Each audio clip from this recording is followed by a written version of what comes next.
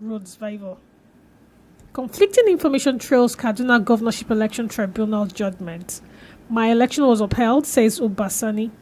Election declared inconclusive, says the PDP. FG plans low-key Independence Day anniversary, declares Monday the 2nd of October public holiday. Fire got part of Supreme Court in Abuja. Outbreak won't affect presidential election petition, says the Supreme Court spokesperson. Ondo Deputy Governor approaches court to stop impeachment proceedings against him. Speaker alleges threat to his life as Assembly continues impeachment proceedings. Kogi APC governorship ticket. Achimugo withdraws case against Ododo as Supreme Court fixes date to rule on Adeyemi's suit. November 11 governorship polls. INEC to conduct mock accreditation exercise with Beavers. Senate confirms Cardoso, 4 others as CBN governor and deputies respectively. Subsidy. NLC TUC declare indefinite nationwide strike from the 3rd of October. You can't go on strike, federal government writes Labour. Wike sacks head of FCTA agencies, orders them to hand over to the most senior officers. Works Ministry workers lock Umahi in, allege high-handedness by minister. Governor Obaseki accepts his deputy Shaibu's apology, asks him to improve his conflict resolution skills. TUC protest ban of RTN in Lagos, meets assembly leadership, protest a tactic to arm twist the state, says the government. Red Rail Line. Sanwo-Olu orders contractor to deliver project by December. Issues 2-day ultimatum to traders along the rail line to vacate. Lagos government shuts down Ladipo market over sanitation issues. Lagos judiciary begins coroner inquest into singer Mohbad's death as police confirm arrest of suspect Sam Larry. Macron announces withdrawal of French ambassadors, troops from Niger Republic. Junta welcomes announcement as step towards sovereignty. A U.S. soldier, Travis King, is back on American soil after spending months in North Korea detention. U.S. House commences impeachment hearings against President Biden, begins with Hunter Biden's business dealings. Today is the 15th day of Rabiul Awal 1445 AH. Also happens to be 30th day of September if you're going by the Gregorian calendar. It is a beautiful good afternoon to you. I apologize for saying morning. My brain is still in the morning, subhanAllah. Right. Beautiful afternoon to you from wherever you're listening to us or watching us. Dr. OLUBUNMI KAZEEM. Assalamu alaikum. Happy New Year. It's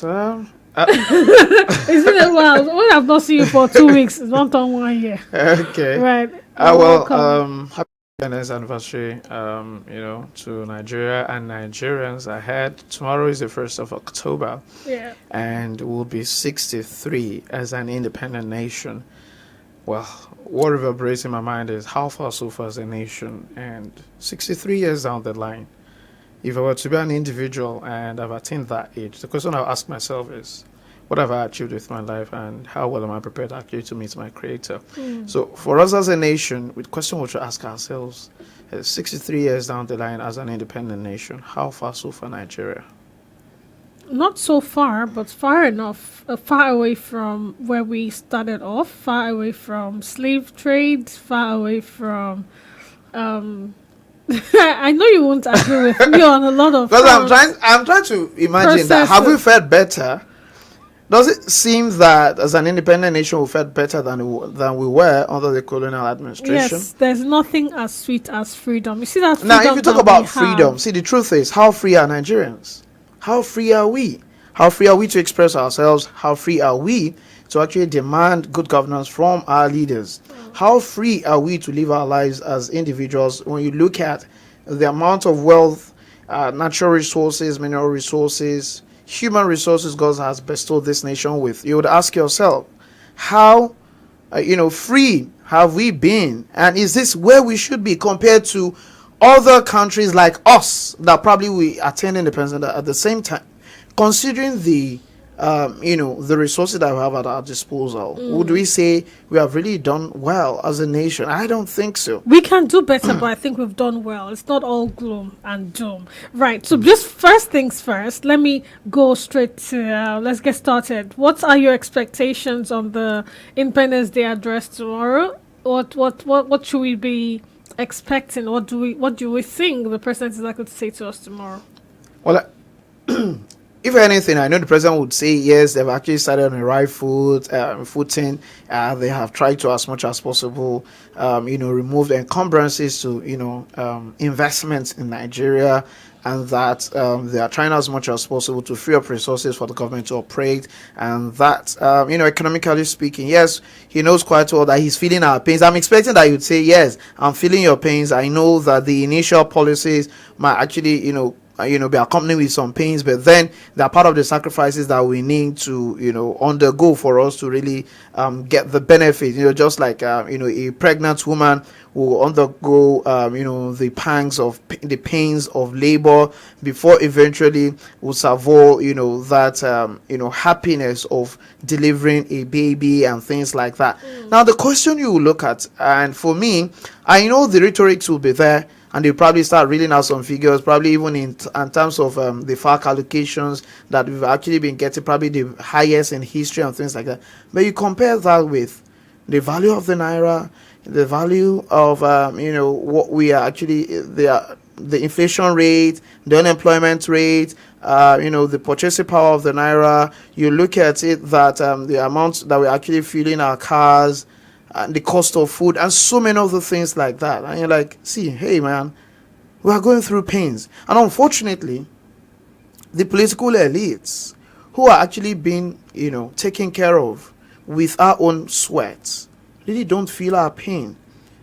In fact, it doesn't seem as if we live in the same country. Now, you're telling us to tighten our belt, and some people are actually just busy smiling, to the banks, making a whole lot of money. Imagine that you're talking about tax reforms, and the former FIR's bills could come out to tell us that 5 billion was actually given, to the committee, a 40-man committee that's actually meant to implement tax reform. 5 billion naira for them to work for 1 year. The question you ask yourself is, what are they using? Are they buying anything with 5 billion for them to actually do their work? Is it not a mental work? 5 billion naira, 40 people. For 1 year, so tax reform. What exactly are they reforming about our tax that requires that they now spend 5 billion naira? Please. So is it not just about these sleaze? Take your own. Let me take my own. You take your own, so that at least you will not say that we've not given, you've not benefited from it. So it's only about the ruling elite.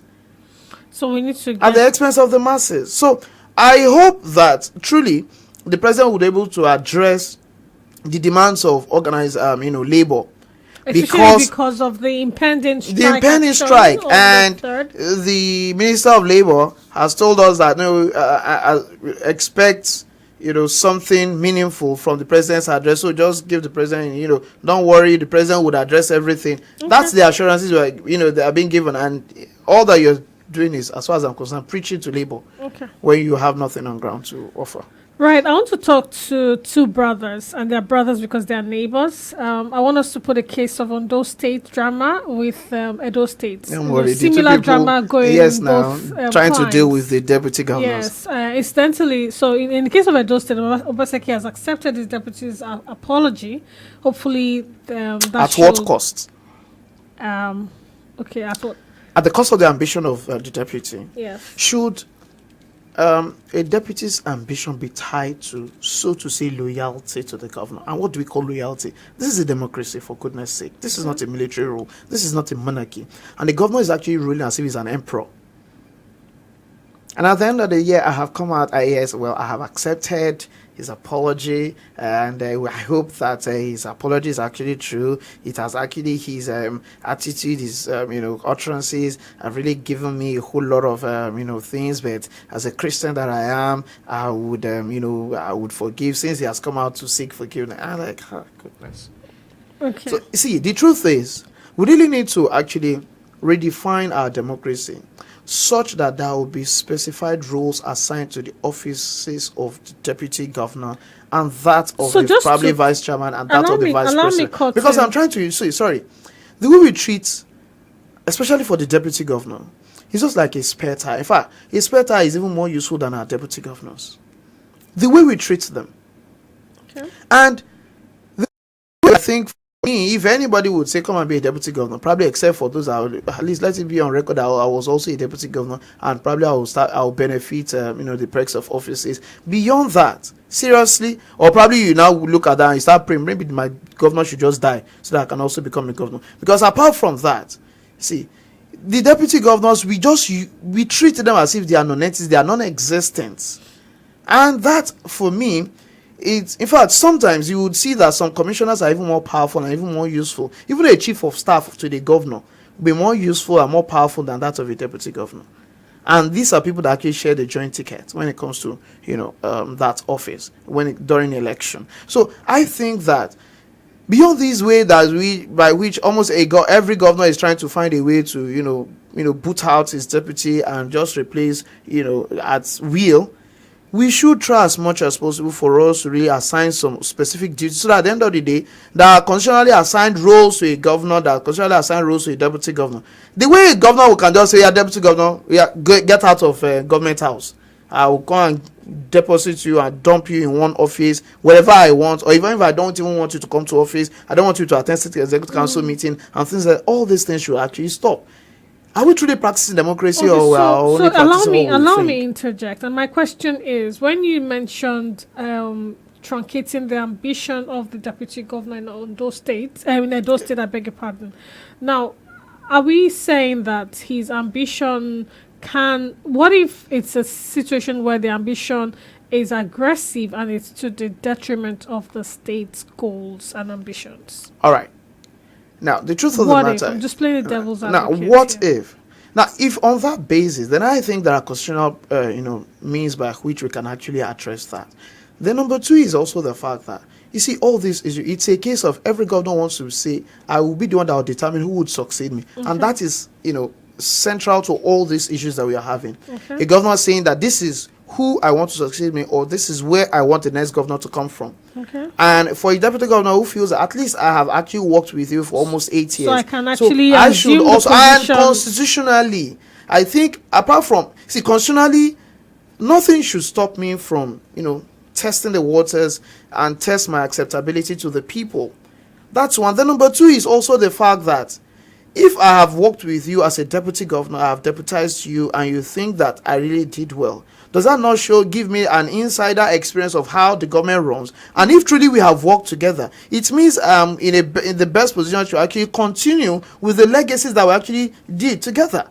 So it should be a thing of comfort for you. Seriously, knowing that legacy is going to continue for another number of years. But then you look at it, a governor wants to be the one that after spending 8 years, I also want to turn to a godfather. That is what a lot of them just want to be. And whoever would not, fall in line to the governor's whims and caprices, the person should be shown the way out. Right. And so that is what we are seeing. Back on his feet now? Is it fully back on his feet? We've really not even heard anything from him. Which is why I was asking, maybe he had insider information that I don't. The information, the feelers we're getting is that has actually been administering that state from Oyo State.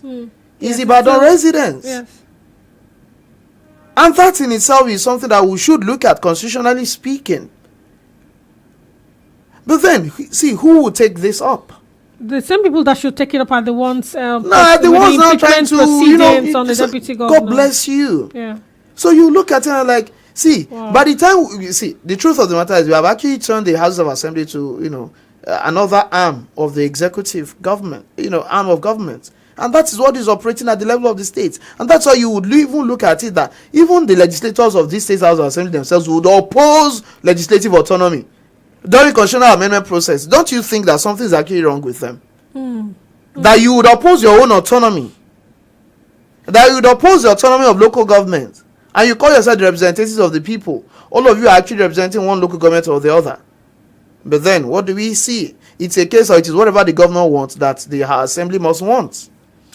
it's interesting that Lagos State, Kaduna State also made the news, but I'm more interested in the two ministers that are making waves, the Minister for Labour and Minister for the FCT. Let's come to the Minister for Works first.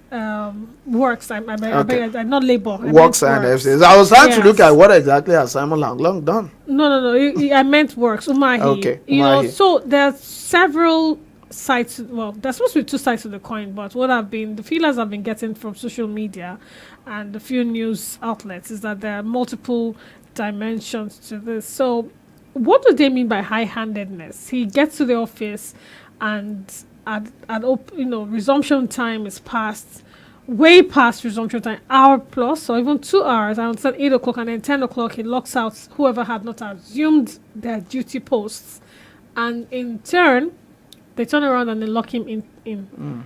That is just despicable. Well, despicable is an understatement, actually.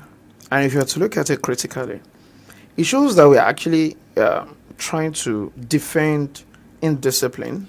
So just now that you said that, and I know I missed one point. So some commentators claim that what he ought to have done, that why treat them like primary school kids by locking them out, that what he should have done instead was to send issue queries to hundreds of people for...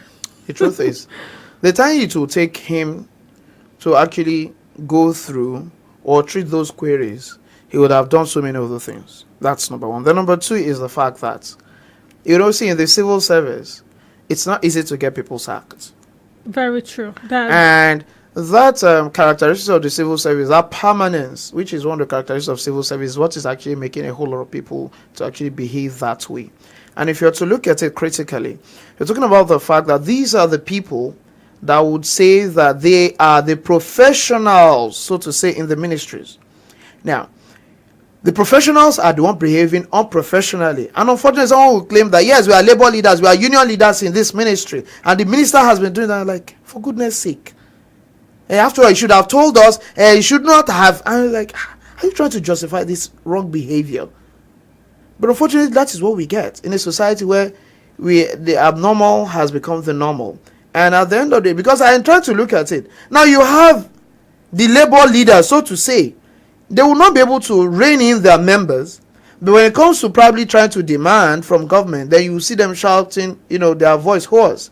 And you look at it and like, the same way, see, there is no difference between what we are experiencing in that works ministry and probably those who actually work, at our refineries, who get paid salaries, they get promotion, they do all sorts without having a functional refinery.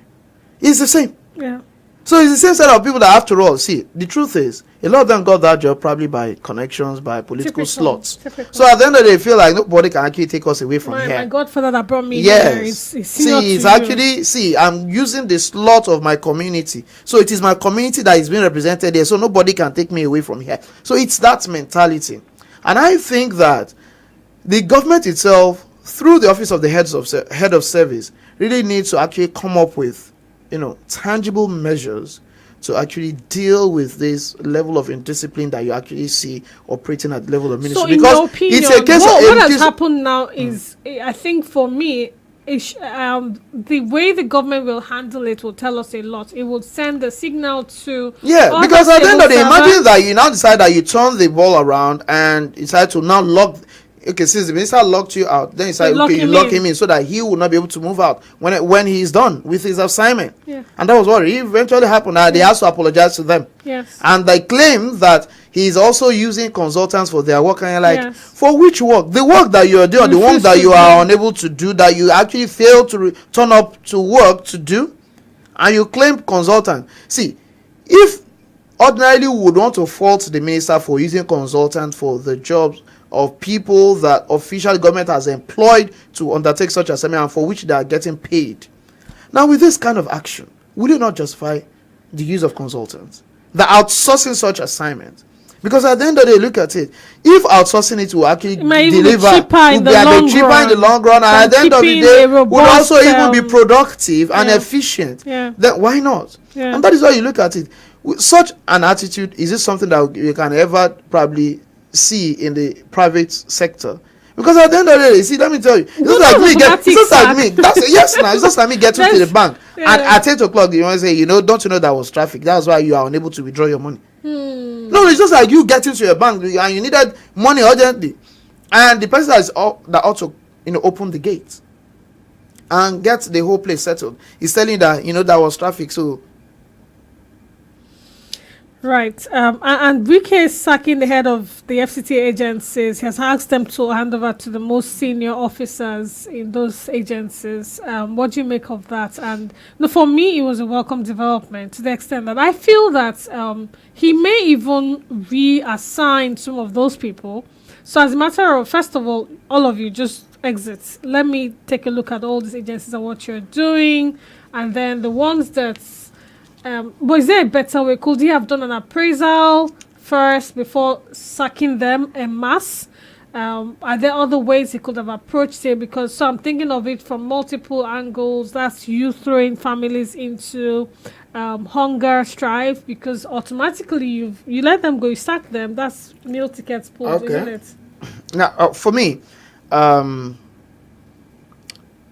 it's neither here nor there, because there are pros and cons to such an action. Do you think they saw it coming? No. Okay. I'm not sure they saw that coming. Okay. You know, just thought that probably, you know, the mandate secretaries are just the set of people that I could easily replace, not probably just the heads. And even if at all it would happen, it'd probably be one at a time. They never saw, you know, in one whole fell swoop, everybody and remove everybody. And that is, for me, is one of the issues that I think I have with such an action. Okay. You know, just allowing them go just at an instant like that could actually, you know, dislocate probably the structure that had been on ground and so many other things that I would have expected that, like you said, the appraisal would have come first. Except he probably has done his appraisal before taking such an action, no problem. But I also think that, you know, removing all of them at once and bringing in fresh set of people might, you know, before they get settled and many other things like that, before they understand the ropes, you know, there might be some issues. So I think it probably could have been a situation where, okay, remove some, you reshuffle some, you bring in some new ones, so that at the end of the day, you know, they would be able to learn. At least some will learn from themselves, and some it will be a case of, okay, at least you are upgrading, you know, these are people that have already been there, probably those that are probably deputizing for some of these chief executives before now and things like that. But just a whole lot at a go, I think leaves much to be desired. But then you see, sometimes the way we see things from the outside is quite different from those who are on the inside, and might not be privy to some of the things that the information or some of those things they have access to before taking such a decision. I want to believe that, and I want to hope that it's not because of trying to create avenues for his own people or his own boys or his own supporters, hangers on and things like that. Like, don't worry, I would relieve all these people so that, and I'll fix you up. I hope it's not about that actually, because how it's do about we know that, eventually? and you know, it's on. By the time we start saying the replacements, when and the reactions of the people working in these agencies. See, you know, one thing about you know, public service is that when a governor or a chief executive takes such an action, before you know it's not something that can be hidden forever.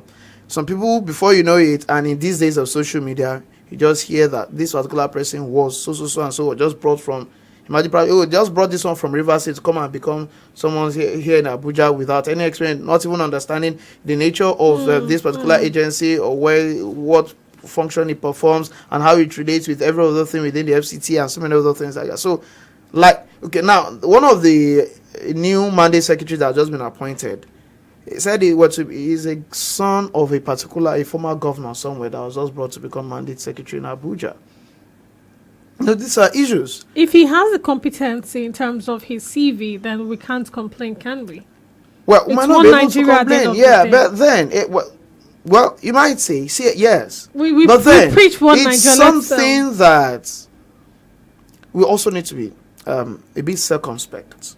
So that at the end of the day, we don't give people the opportunity to start reading meanings to some of these actions of, you know, government something appointees. Beautiful to carry on before we cross out of Nigeria into the foreign scene. I like the fact that the red rail line, Governor Sanwo-Olu is doing everything in his powers to ensure he keeps to his words. He has promised December delivery, and it looks like, all hands are on deck. And one of such is this ultimatum that he issued to traders along the rail line to vacate. I mean, so did he need to give that ultimatum? Like, don't people know the right things to do? Why aren't they doing? And then on the back of that, there was a video circulating in the course of the week. I think it was just 2 days ago that I saw it, where the Sky Vans trucks were loading, those vans. yes, with people's wares, yam, tubers of yam, wheelbarrows of yam were just being emptied into, and I was literally calculating per piece of yam.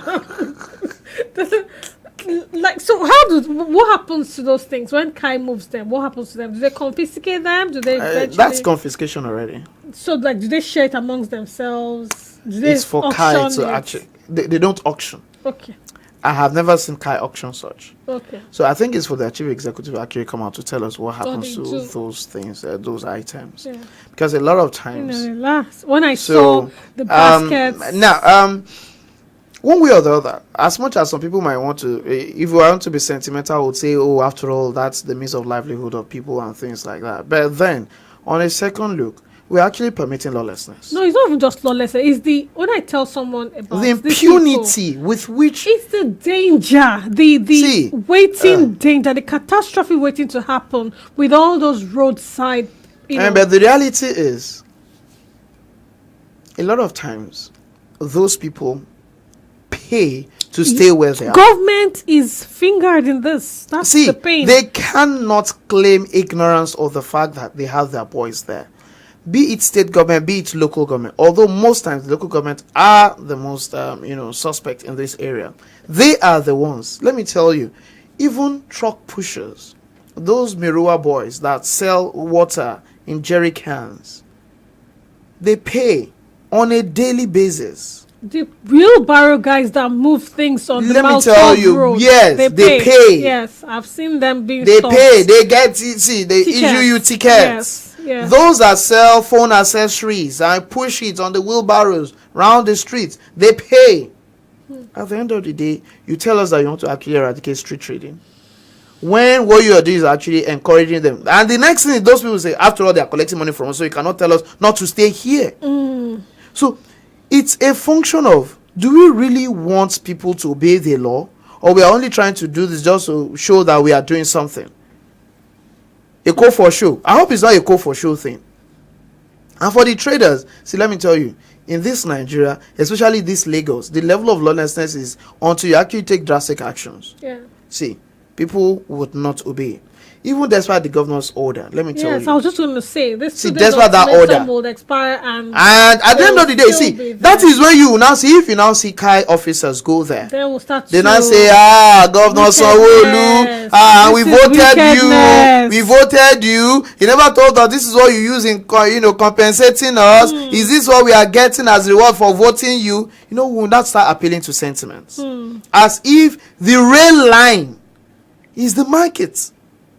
And that is why I say, until I think that the same idea of actually electrifying those rail lines, see, you might say people will get electrocuted. Let people get electrocuted.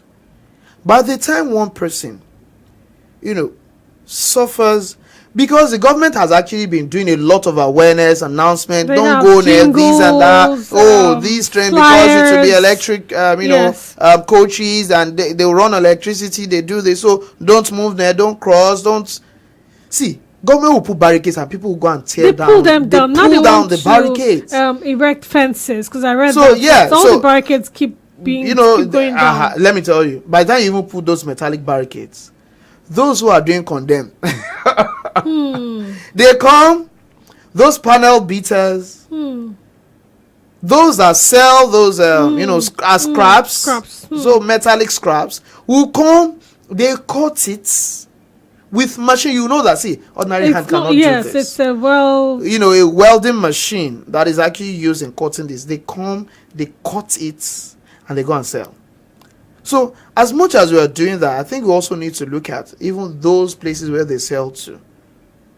So I think I've mentioned It's this. an industry. The whole No, we chain. mentioned talked it. about Yeah, especially it's an where the industry. Second Niger. It's an industry. It's the whole 9 So if there is no yards. market for Everybody. it, they won't do it. All right. So we really need to look at it. But then at the end of the day, those who are actually into the business of recycling will also say, after all, they're actually trying to recycle these items.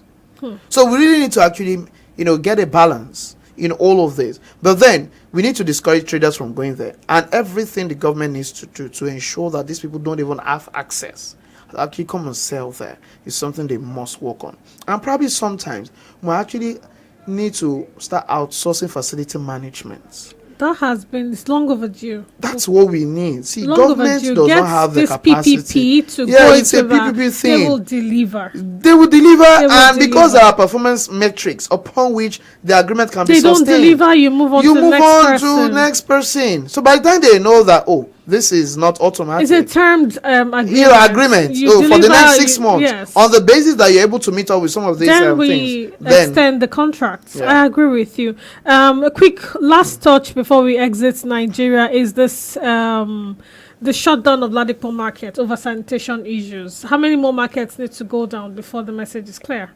well, the truth is, it's sorry the case to of cut it. Ladipo has been a recurring decimal. Yes, and won't they say it's my know, brothers? They say they've shut down because it's our thing. They're See, chasing if us. you like, read ethnic, Any meaning. or tribal, meanings to it, be sentimental about it. Yeah. What matters most is the fact that government really needs to actually read our markets of, these, debts. Sanction crisis, because you can link it directly to flooding issues in Lagos, right? No, because we flood the drains with debts.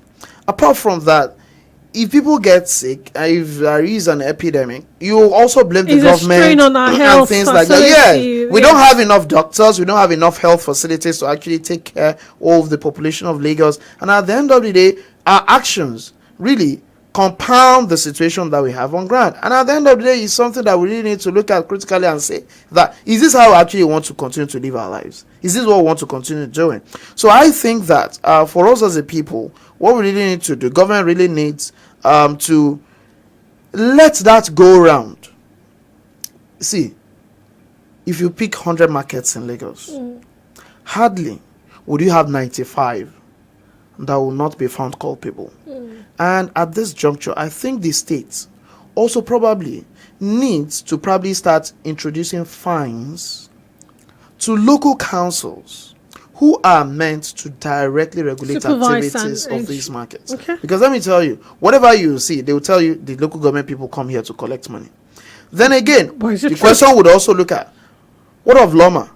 How well has Loma been efficient in its evacuation of these wastes within the markets? So these are things that we really need to look at comprehensively. It's not just about a case of we close this market.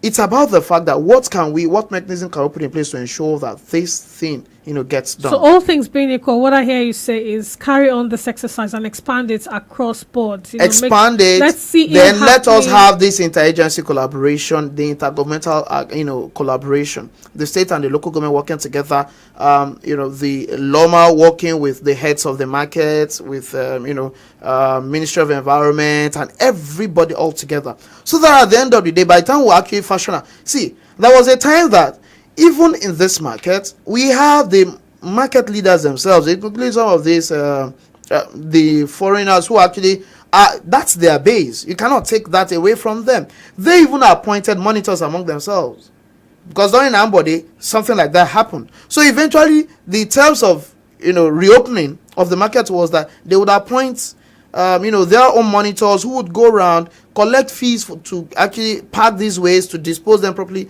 But now, it's been relaxed. It's so been relaxed. This will jolt them back. Then I think action. Because Lagos is also extremely dirty. Okay.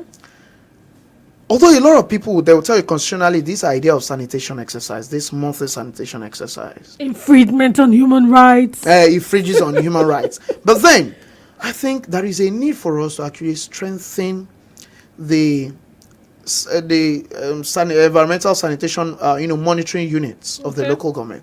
I remember when we were young, we would hear of Wole Wole. They come around to check your houses. See, They that do they come don't around need. to some They don't. communities. You see, how I often see do them. they? Okay, I you them see often them in Sherry. now. Oh, probably. You guys. You are big I see men. them. See, let me tell you. No. They come to The your area. Do you know Sherry why? village. They're okay if you like whatever. The village. Because The the Sherry idea Lower is village. they feel like these are big men. So at least let us go to their areas. We'll get money from them by the time we lock their houses. By the time you go to Mushin, see, even those that want to lock their houses, they abduct them. But the truth of the matter is, this is not funny.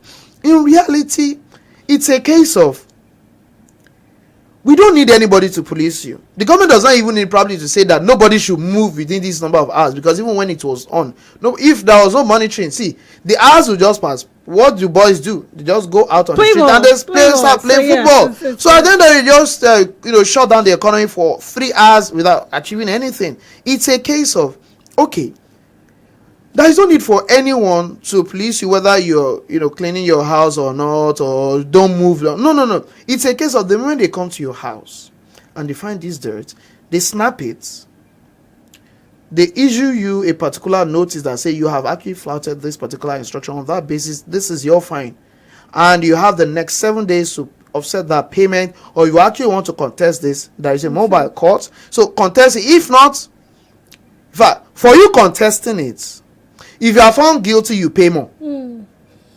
But see, sincerely, these are things that we need to do. At the end of the day, see, everybody will be conscious of the fact that the idea that, because it's the street, after all, I paid, that I should drop dirt on the street. After all, that you have highway managers, the cleaners, and things like that. See, everybody needs to be conscious. This idea that I can eat things, I can just throw it anywhere, is very, very wrong. And unfortunately, the so-called elites,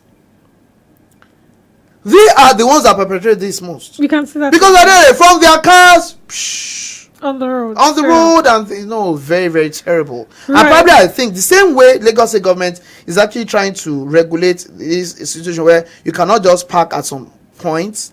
The same way you are using those cameras, I believe by the time you have it at different parts of the state, where even when you throw dirt, the camera snaps. The camera snaps you, and at the end of it, you just hear pam pam alarm alert.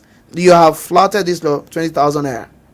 People would work when NIN and BVN and all that. So face matches, an ID. It's a case, there is no need of faces here. It's a case of this vehicle. Whoever that released that vehicle to that used your vehicle. In case if it's your vehicle, but you gave it to someone else. This particular vehicle, this is the registration. At least it is the registration number they actually check. Yeah, they don't even need to look at the faces. Thinking of those that actually. Okay, those are litter along the. But see. We have to start from somewhere. We have to start from somewhere. Even from there, yes. Now let's start this idea. At least we're actually getting biometrics. Lagos State has LASTRA. Yes. Nigeria, we have NIN. Yes. We have BVN. We have everything. So by the time you link up your NIN with your BVN, even when you have money in your account, you just hear pam pam. The money has gone. You see, the fine you incurred. Yes, now. So at the end of the day, so it's a case of you are seeing that money there, but you actually it has been debited, but it's still there. There is a way that when you're owing banks, even if you have drawn some withdrawals, even if it has really not been fair, you will see this is your true balance, but this is what it is showing. Yeah, but book this balance is your and available balance. God bless you. So at the end of the time we start doing that, when you know that, see, I have defaulted to the tune probably of 50,000 in a month, then I need to probably behave normally. Let's quickly get on the foreign scene before time is out. We've it's fast spent already, but before we run out of time completely, let's get to the foreign scene. I want to visit France before heading to the US. Macron announces withdrawal of French ambassadors, troops from Niger Republic. The junta welcomes the announcement as this is a step towards their sovereignty. I found that just like, my lord. And now the thing is, I think France, felt that in the interest of security of its officials, that now that in terms of its image and reputation in Africa, it has been so much battered. So instead of exposing those people further, because their movement has actually been restricted within that embassy building, they can't move out. Yes. So the pressure has got to France And now they've actually kicked in. It's a case of, don't worry, we would withdraw our troops and our ambassadors. So by the time you withdraw, the foreign, officials, foreign ministry officials, and the troops, then it will be a case of it's France that is actually stopping us from. We will now see truly if it is France that has hindered the development of those francophone countries, or they're actually the problem themselves. Their own leaders. So, but for now, one way or another, I don't think there is any nation in this 21st century that need to be tied to the apron strings of its colonial masters. And to a large extent, France, in all sense of humility and fact, has done more harm than good to its, to the francophone countries. And to a large extent, that they can't even pass their budget even within their own country. They are probably to go to France. Their foreign reserve has to be kept in the French bank. Their budget has to be approved by France, and so many other things that even their own mineral resources, before they can exploit it, France has a right of first refusal. All those things shows that you only gave them independence on paper, but these people are still dependent so much on France that France can actually sabotage the eco currency that's supposed to be launched for the whole of West Africa. The way ECOWAS was trying to launch ECO, and the next thing is France called all the francophone country leaders and said, now instead of that, we will launch the ECO, we'll use it to replace the CFA that you're using, the CFA. And at the end of the day, you call it ECO. So at the end of the day, invariably it has said that ECOWAS can no longer launch ECO. So France has already taken the lead to launch ECO for West Africa. And that marked the end of that initiative. So that's to tell you a whole lot of the sentiment that Africans, have, especially those francophone countries, the resentment they have towards France. But then, that could not have been possible without the local collaboration. The politicians. Going to say that. See, at the end of the day, it's not the case of the crack in the wall. Some people that actually allowed themselves to be used. Pawns, yes. Yes, they subjected themselves. See, they offered themselves to be willfully used as, puppets to the French government. And that does not bode well to the people. Now, what has happened to them? Politically, they become, internally displaced politicians, IDPs, in their own territory. That is what it has turned them into. Indeed. And at the end of the day, unfortunately, what we now have is the wave of coup d'etat, across, African countries. Francophone countries. The Anglophone is still safe for now. Because to a large extent, say, Britain does not exert such kind, of influence. Slit throats influence. Seriously, it doesn't make any sense. Quite choking. Let's go to US very quickly before the clock winds down on us. US soldier Travis King had been in detention in North Korea. He's gained his freedom. I can imagine the sigh of relief he made. Like, I'm sure he would have thought of death over and over while he was in that detention. That's what you think. That's what you think, actually. See, I think that there are still many more stories to what happened. This was a US soldier that defected from South Korea. That South Korea shares military alliance with the United States. Yeah. So he was one of the soldiers, privates, that were deployed to South Korea that took part in the drills. And at the end of the day, he crossed over to North Korea. Yeah. That was a defection. Yeah. The US saw it as a defection and more like espionage. Because most likely they believe that the North Korean government must have debriefed him to find out some things. And when eventually they confirmed that he defected, what did they say? They said because he was dissatisfied with the racism in the US Army. Then probably North Korea wanted to score political points and they brought him in.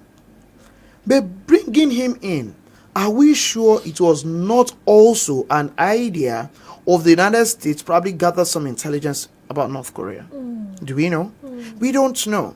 But eventually, probably North Korea felt that what we probably could have used this guy for, we really didn't get what we were thinking or what we wanted. So we'll have no use of him anymore. Then probably let's just release him. So is he safe in US? Now that's where the issue is. So when he said a sigh of relief of freedom, Are you sure Is it he's going to truly be free? safe? Is it truly safe? Or probably is he going to go through orderly room trial and things like that? All the US government told us is that they will actually make him go through medical and mental checks in the hospital, because he must have been subjected to probably some, so to say, inhuman treatment in Pyongyang and things like that. Do we know? So now, who exactly would you want to believe? And eventually, when North Korea would release him, they first released him to China, and from China, he was transferred to the US authorities and brought back to the US. His family actually members felt that at least one way or the other he is back in the US. Alive. At least we thank God. Because then Pyongyang is a closed world. So you don't even have an idea of what exactly is going on there. Now that we know he's back on US soil, at least, even if he's in detention, we can always go to see him. Yeah. Even if he would be sent out of the US service, or probably he would, face disciplinary actions or whatsoever, if he will still court-martialed, or whether or not he will even still remain in the US Army, you never can tell. The one thing that we know for a fact is he's back on US soil. He's back at home, so to say. So as we exit, what's your take, President Biden? The heat is turned on. I think it's a political game, Republican versus Democrat. And what happens is whichever party that controls the House would always want to turn the heat on the president. Right. I remember that when Donald Trump was president, the Democrat controlled the House under Nancy Pelosi, and Trump was actually impeached. Yeah.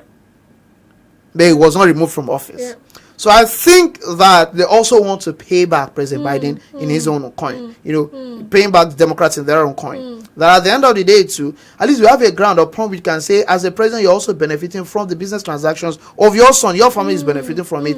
And that's why, one way or the other, you're using your family influence to gain benefits at the expense of the U.S. So you're using the U.S., you are the first family. And being the first family in the US, you are using that influence to profit yourselves. And that is an impeachable offense to them. And that's why they want to actually go through these hearings. Now, I reflect that back home in Nigeria, if all these political office holders, are they not guilty of that? But then, is anyone who would impeach them? Is it that will go and start the motion? Who would even, no, it's not even about impeach. Who would even move the motion for that? Will it not be a case of, like Jesus Christ says, he who is innocent, let him cast the first stone? Indeed. So I hope that is but then we'll actually we'll continue to observe how it goes. Yes, then the US to see if at all President Biden would also be impeached, so that it won't be a case of it's only Donald Trump that went down in history as first impeached president. No, he was actually impeached twice. He's the first president to be impeached twice.